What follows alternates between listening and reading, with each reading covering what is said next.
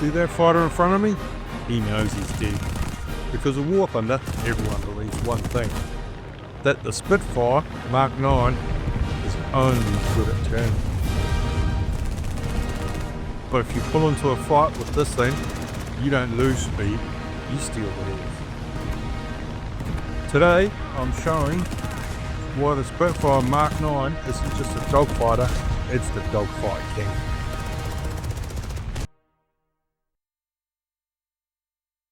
Hey team, welcome to the channel. Today we're going through the Spitfire MkIX.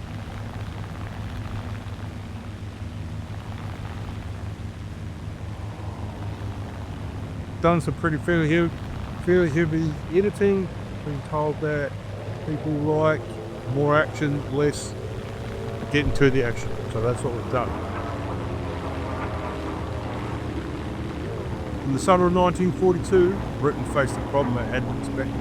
The Spitfire had become a national symbol and was suddenly outmatched.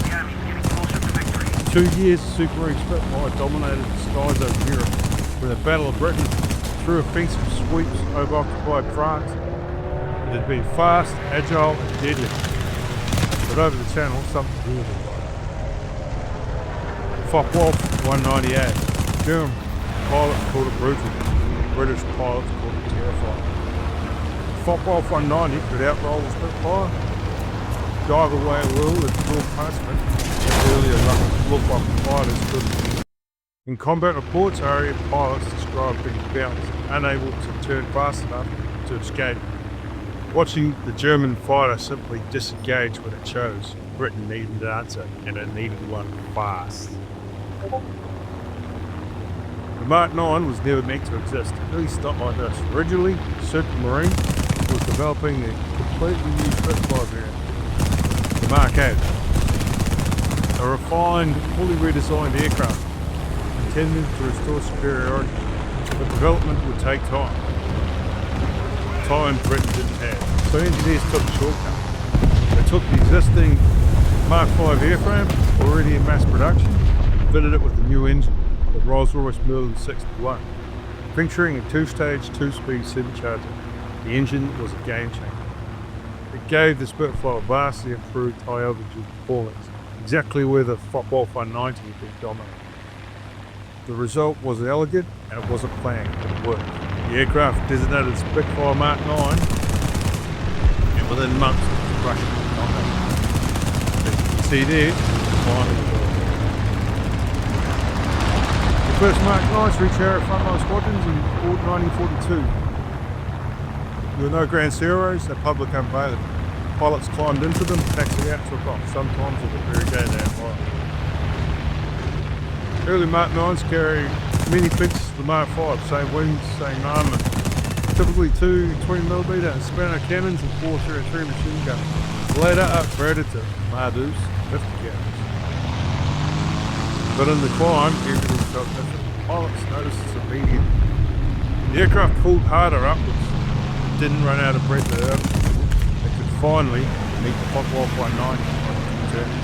Combat reports shifted almost overnight.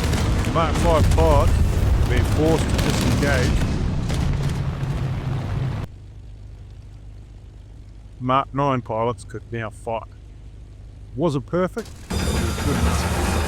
The MkIX was not flawless.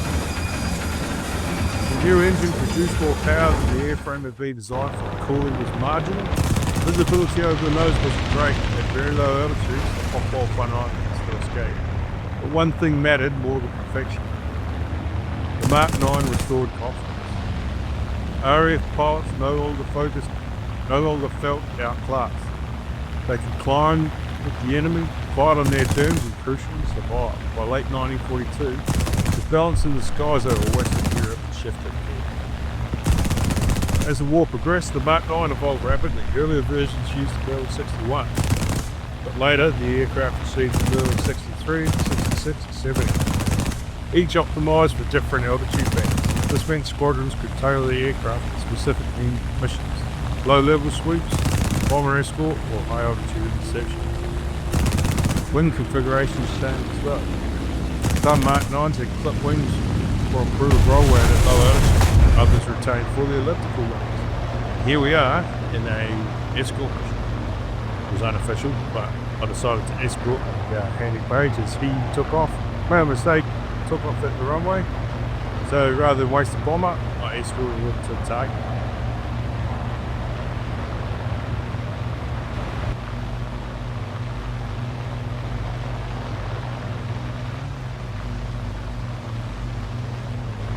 Mark 9 became not just a stopgap, but a backfire. The Mark 9 over Europe. And by 1943 or 44, the Spitfire Mark 9 was everywhere. It escorted bombers deep into occupied Europe. It fought German interceptors over France, Belgium, and Netherlands. It tangled with 109Gs, 198s, and even 190D. Against the BF-109, the Mark 9 often held the advantages in turning performance and flying. Though the fight depended heavily on altitude of pilots, against the 190, the Mark 9 regained the ability to contest the fight, especially in the vertical. Pilots learn quickly, don't chase in the dive, don't waste energy. Never assume the enemy was finished. Sound familiar? Get in and kill them.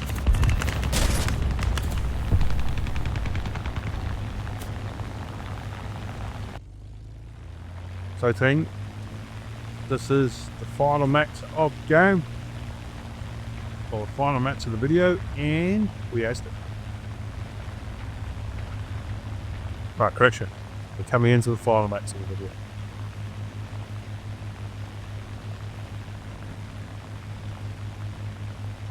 End of our escort mission. We still got a kill. We managed to get our bomber to target. He actually survived the entire game, which is pretty cool. So you don't have to be a dick all the time. You can get in and help the teammates. So, final mission of the game, final game of the video, and it's an 8. What did I change?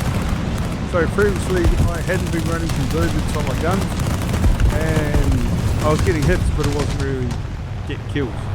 So what I changed is I changed my convergence to 300 meters, which is what Spitfire ran in World War II, as we go through the history. It made a massive difference for me. Obviously, because the guns are wider on the wings, so you've got to get convergence for them to hit at the same point. So you've got to get a bit closer to your target, and as you see here, this is that jet prop plane. I tricked him and fired a long shot. It got a strike in return. Small burst, plane's dead, 300 meters. Having a few issues on this P-38, but convergence worked for me. Spitfire Mark 9 was well known by the RAF. It served in combat squadrons including Canadian, Australian, New Zealand and Polish units. It was flown by 3 French pilots. It operated from Italy, the Middle East, even in the Soviet Union under Lenin. In every theatre it proved adaptable. Wasn't the fastest fighter of the war, wasn't the most heavily armed, but it was balanced, deadly and in the hands of a skilled pilot. By the time the war ended, over 5,600 Mark 9s had been built, more than almost any other Spitfire variant. What began as an emergency fix became one of the most important fighters of World War II. The Mark 9 didn't win the war on its own, but it did something just as important. And ensured that Britain never again faced the sky at a disadvantage. Here's tactics for your team. I'm coming in on this Lancaster, but I'm coming in from the 6 o'clock. Tail gun is quick to get shots on me, as you see. Next bomber I'm coming in on is head on. Have to get tonight's marker distinction, and then I'll probably fly the next. Take him out. No gunshots. So when you go to attack bombers, take them off and head on team. Best way to go. It proved adaptability, not perfection, wins wars, and cemented the Spitfire's reputation, not just as a symbol, but as a weapon that could evolve, endure, and dominate when it mattered most. Even though he's not showing up, team, you can still see the enemy fighters, black dot in the picture. I've got eyes on him. Diving down, increasing airspeed. Last enemy of the game. What do I need more for the ace? One We're more. gonna get. Just keep it up, and victory will be ours.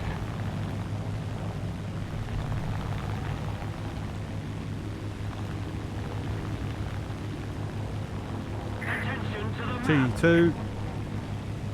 12 o'clock low. Diving in.